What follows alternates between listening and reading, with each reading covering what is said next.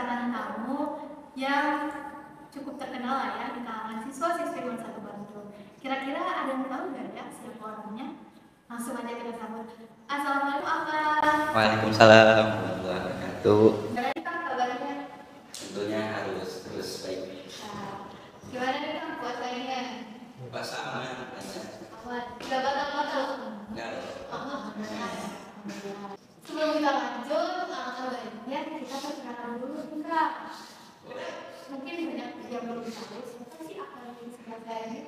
Boleh. Nama saya Rizky Juliansyah, kerap dipanggil Kijul sama teman-teman, dan saya di kelas 11 keagamaan Eskul di Rohis Hijrah Satu Bandung. Kalau kalian belum tahu, Akang Rizky ini atau Akang Kijul ini adalah ketua Provinsi Hijrah Satu Bandung. Mungkin banyak juga yang belum tahu Provinsi itu apa. Jadi Rohis itu salah satu eskul yang ada di Satu Bandung yang berjalan di bidang pendidikan keislaman, serta di Rohis juga terbagi menjadi 3 bidang. Yang pertama ada bidang tahfiz, kaligrafi, dan muhadoroh atau belajar ceramah. Nah, seperti itu kalau gambaran kecil tentang Rohis di Satu Bandung. Langsung aja kita. Boleh? Ya, jadi seperti tema kita kali ini, itu ada persoalan. Kan sekarang tuh lagi gempar-gemparnya pergaulan bebas remaja nih Kang. Dari Akang sendiri gimana sih cara menyikapi pergaulan bebas?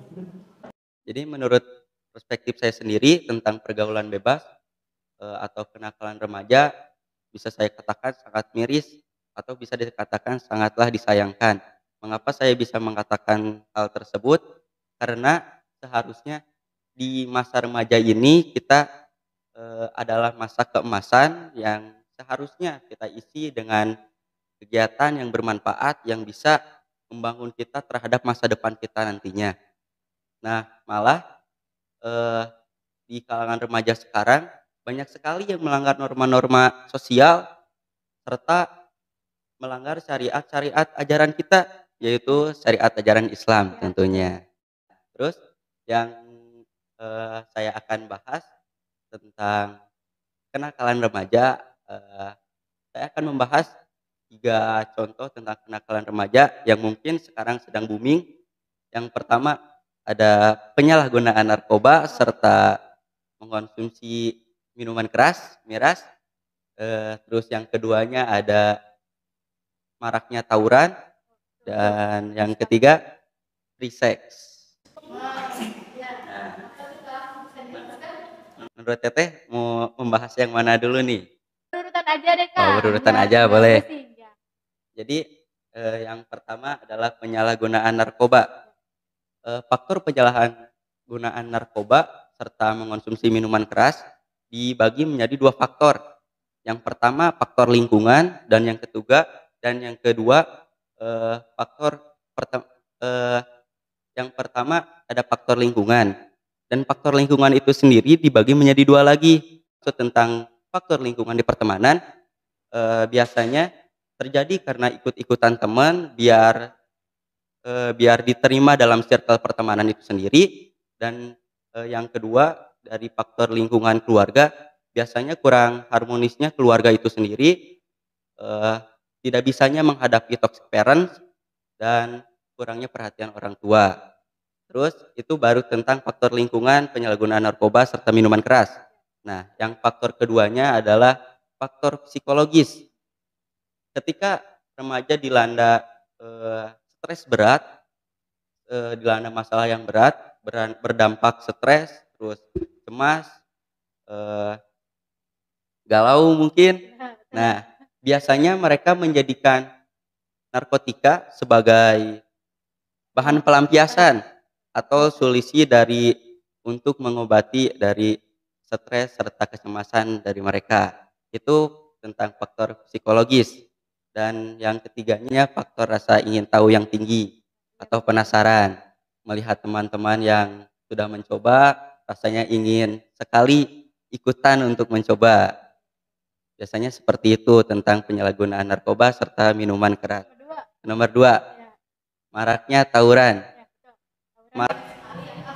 Ya, pernah terjadi di dekat lingkungan kita yang nah, faktor terjadinya maraknya tawuran dikarenakan adanya gengsi serta ego yang tinggi ditambah dengan rivalitas antar beberapa kubu atau antar beberapa pelajar dan, tekanan dari teman sebaya itu sendiri. Nah, maksud dari tekanan teman sebaya itu sendiri, jadi seperti ini, bisa saya contohkan, ada, problem dari individu antar individu, tapi mereka membawa, circle pertemanan mereka untuk menyelesaikan problem itu sendiri dan salahnya malah, menyelesaikan, eee, problem itu sendiri dengan kekerasan. Nah, jadi kan kalau ada pertengkaran antar beberapa kubu, ya bisa disebut kita dengan tawuran, seperti itu. Kita lanjut ke free sex. Jadi Itu. mungkin, semua juga udah pada tahu tentang free sex, eee, jadi, terjadinya free sex dikarenakan kurangnya, rasa keimanan kita terhadap, eee, menganut agama. Nah, terus kurang harmonisnya atau kurang kondusifnya di lingkungan keluarganya, dan terus yang ketiganya, lagi-lagi tentang lingkungan pertemanan. Itu kalau tentang free sex. Dan banyak yang terdampak juga dari media-media atau konten-konten sensitif yang bisa mengacu pada free sex itu sendiri, seperti itu.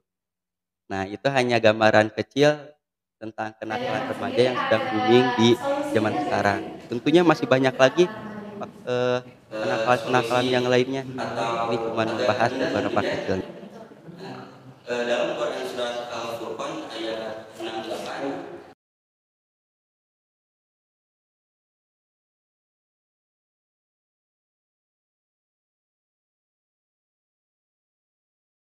a'udzu billahi minasyaitonir rajim. Walladzina yad'una ma'allahi ilahan wa la yaqtulu nafsallati harramallahu illa bil haqqi wa la yaqtulu wa may yaf'al dzalika alqa atsama. Yang artinya, dan yang tidak dan yang tidak menyekutukan Allah beserta yang lainnya dan juga tidak membunuh yang diharamkan dengan tidak lain dengan alasan yang benar. Kan tadi tidak membunuh berarti bisa kita kembalikan pada tawuran yang bisa mengacu terhadap kematian, terus dilanjut kepada ayatnya, dan juga tidak berzina yang tadi tentang free sex. Nah, lalu Allah menjawab, barang siapa yang melakukan demikian itu, niscaya dia akan mendapat dosanya. Itu, tentang, tawuran dan free sex. Dan untuk tentang, minuman keras atau khamrnya, ada hadis dari riwayat Muslim yang mengatakan, An ibni Umar radhiyallahu Rasulullah shallallahu alaihi wasallam qala, "Kullu muskirin khamrun wa kullu muskirin haramun." Setiap yang memabukkan adalah khamr dan setiap yang memabukkan adalah haram. Itu mungkin bisa menjadi bahan acuan atau bahan pegangan kita khususnya umat muslim karena kita berpedoman terhadap, Al-Qur'an dan As-Sunnah serta hadis, khususnya untuk para remaja juga. Itu untuk, kalangan untuk umat muslim dan sedikit tips dari sayanya mungkin agar terhindar di hal-hal negatif tersebut, yang pertama, pintar-pintarnya memilih lingkungan yang bisa mendorong kita terhadap hal-hal yang baik, serta bisa membangun jati diri ini pada ke masa depan yang tentunya yang kita inginkan, masa depan yang cerah. Nah, terus tips yang kedua, eee, tingkatkan nilai-nilai religius kita atau meningkatkan iman serta takwa pada Tuhan Yang Maha Esa tentunya.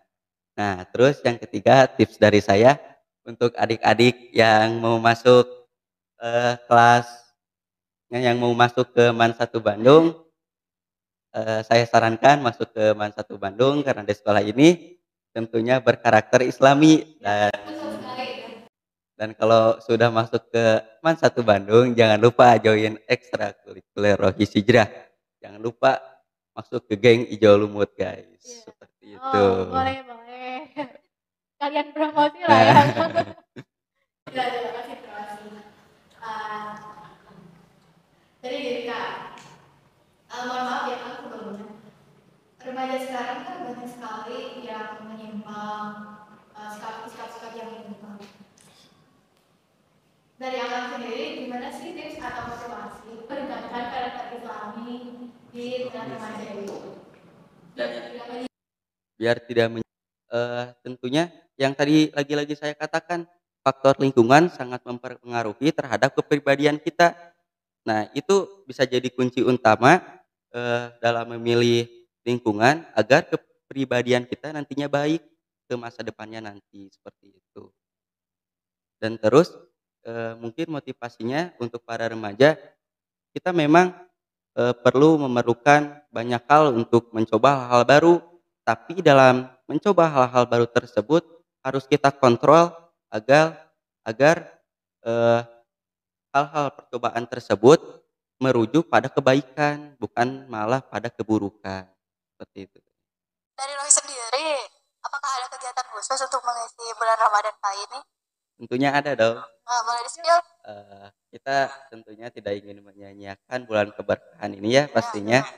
Jadi geng Ijo Lumut atau Rohis kita mengisi kegiatan bulan suci Ramadan ini dengan mengadakan acara yang bernama TAS. Apa tuh? Teaching and Share. Jadi kita mengajar ke madrasah-madrasah dan program ini sudah berjalan dari kemarin. Jadi sekarang day 2.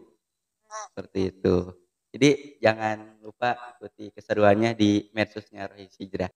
Oh, boleh ya. Yang belum follow IG-nya coba follow ya. Jadi kesimpulannya teman-teman,